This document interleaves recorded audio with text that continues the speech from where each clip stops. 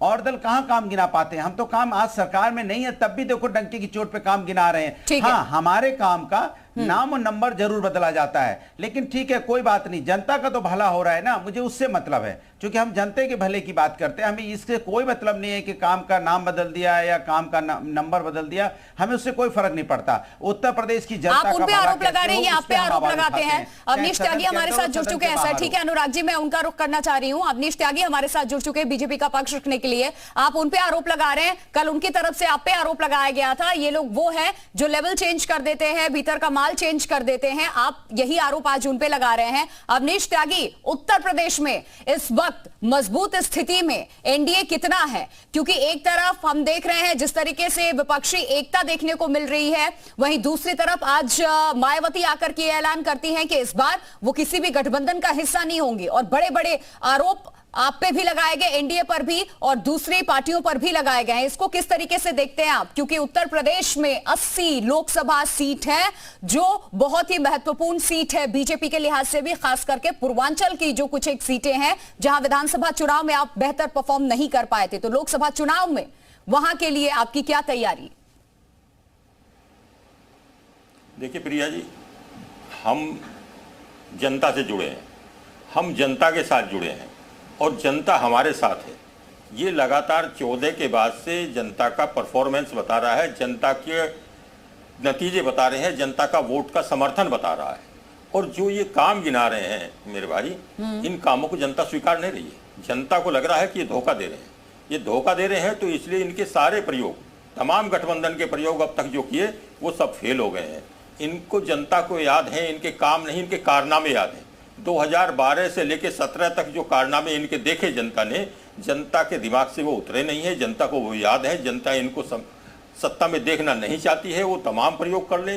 2019 में सबसे बड़ा प्रयोग करा था, 22 में प्रयोग करा, 17 में प्रयोग करा। उन प्रयोगों को जनता बराबर नकार रही है। जनता को केवल याद है भारतीय जनता पार्टी का काम, भारतीय जनता पार्टी की नीति, भारतीय जनता पार्टी के जन कल्याणकारी कार्यक्रम और नेताओं का सक्षम नेतृत्व और उनकी साफ नियत।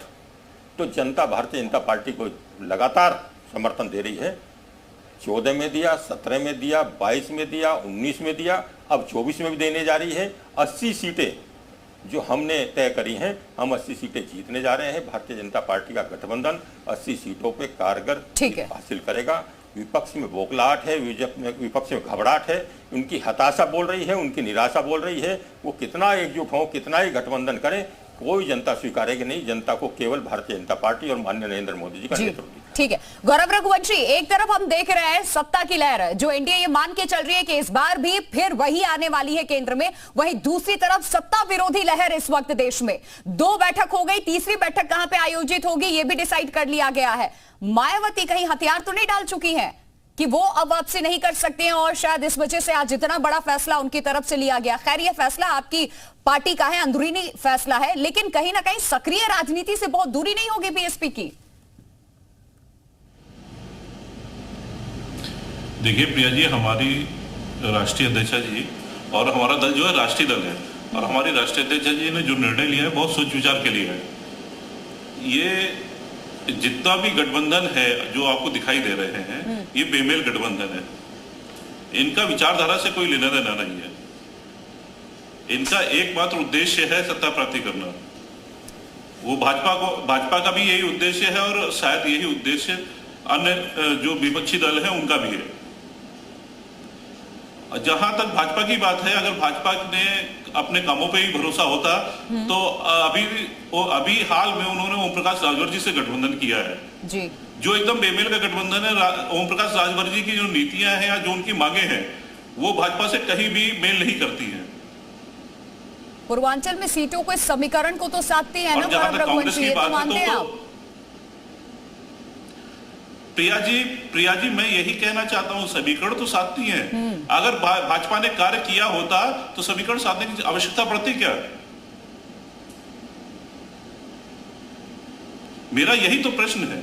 मेरा जो आप प्रश्न कर रही है वही प्रश्न मेरा भी है। लेकिन देश के हर राजनीतिक दल को आपने खुली चुनौती दे दी है। कांग्रेस जी बिल्कुल बहन जी को अपनी क्षमता पे, अपने संगठन पे पूरा भरोसा है, और हो सकता है कि लोगों को लगता हो कि बहन जी जो बातें कर रही हैं, लेकिन हमारा संगठन बहुत प्रभावी रूप से काम कर रहा है और हमारी बैठकें गुप्त रूप से चल रही हैं, जैसा कि बहन जी ने आज सुबह कहा भी।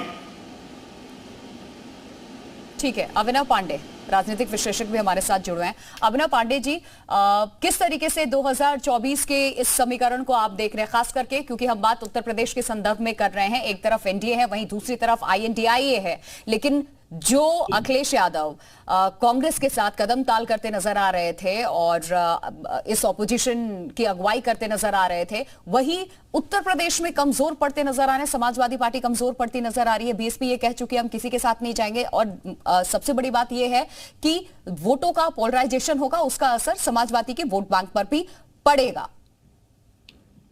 प्रिया जी, मेरी आवाज आ रही है? जी बिल्कुल जी, सभी को नमस्कार। और मैं सबसे पहले यह कहना चाहूंगा कि BSP ने सभी पार्टियों का गठबंधन हुआ, एक्चुअली वो सिर्फ मोदी वर्सेस अदर पार्टीज का गठबंधन हुआ है, पर बसपा में मायावती जी का, बसपा सुप्रीमो मायावती जी का कल ये कह देना प्रेस कॉन्फ्रेंस द्वारा कि हम किसी भी पार्टी के साथ नहीं जाएंगे, इसका सबसे मुख्य जो कारण है, जो मैंने बहुत ही डीपली रिसर्च किया और इसको जाना, मौजूदा समय में कहीं ना कहीं बसपा का मेन जनाधार था बहुजन, और बहुजन का मुख्य समय में, वर्तमान समय में जो एक नया युवा नेता उभरता हुआ आए हैं, जो आजाद समाज पार्टी के नेता चंद्रशेखर आजाद जी ने कहीं ना कहीं दलित समाज के लोगों को अपने साथ जोड़ लिया है। और ये बात मायावती जी भी अच्छी तरह जानती हैं। वो चाहते ना भाजपा के साथ जा सकती है, ना बसपा का, और ना ही ये जो नया गठबंधन हुआ इंडिया के साथ। और मौजूदा समय में वर्तमान कुछ सालों से ही बसपा का ग्राफ बहुत ज्यादा गिरा है, क्योंकि मायावती जी ने जैसे कल कहा कि जब चुनाव आते हैं तो दूसरी पार्टियां जनता के हित की बात करती है, तो जरा मायावती बसपा सुप्रीमो भी इस बात को अगर ध्यान दें, या आम जनता भी ध्यान दे, तो पिछले 4 सालों से बसपा सुप्रीमो कहीं भी जनता के हित के लिए नहीं आई, किसी आंदोलन में नहीं आई, किसी बहुजन के लिए नहीं आई, किसी कानून में नहीं आई।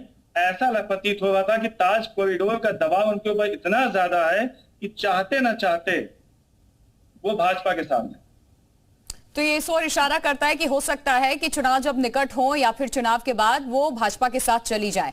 हमारे साथ हमाम वहीद भी जुड़ चुके हैं, कांग्रेस के प्रवक्ता। बहुत स्वागत आपका चर्चा में।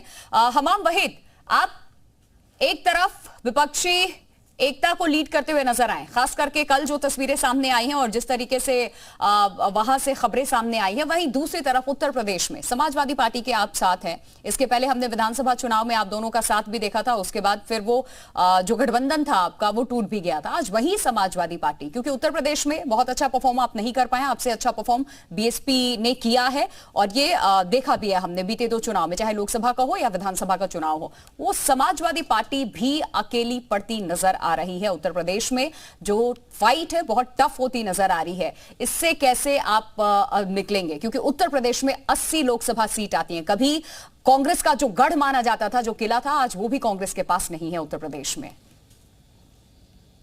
निश्चित रूप से ना तो समाजवादी पार्टी अकेले है, ना तो कांग्रेस पार्टी अकेले है, ना तो विपक्षी जो 26 दल है वो अकेला है। उसके साथ इस देश के करोड़ों लोग हैं, इस देश का बेरोजगार युवा है, इस देश से में महंगाई से जो तरस जनता है वो है। क्योंकि ये जो लड़ाई है वो विचारधारा की लड़ाई है, और दो विचारधारा है जो अस्पष्ट है।